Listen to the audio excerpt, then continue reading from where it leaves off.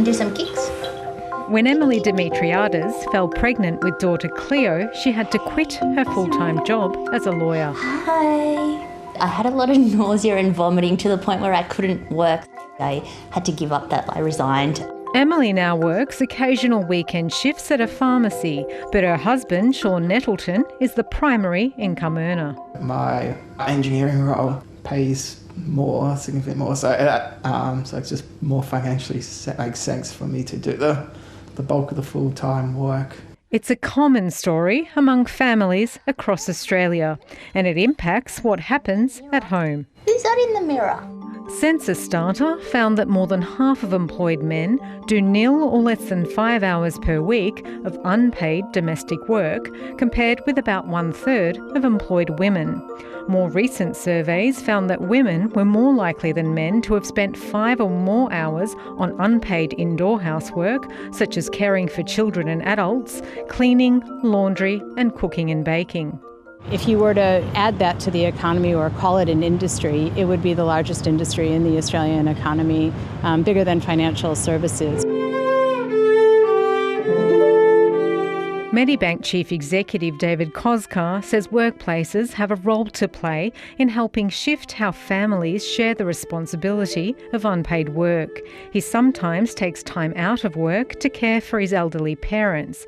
He hopes that leading by example will encourage other men in the company to be willing to take on unpaid caring roles.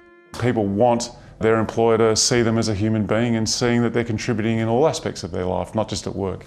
More employers are introducing policies like paid parental leave and flexible work to encourage men to take more time off work to help raise kids. But reversing the trend where women do the bulk of unpaid work remains a cultural challenge. All right, let's go put some shoes on. Some couples are embracing change.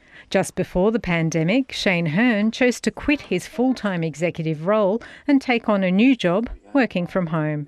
I wanted the flexibility so that I could be at home, spend more time with my children.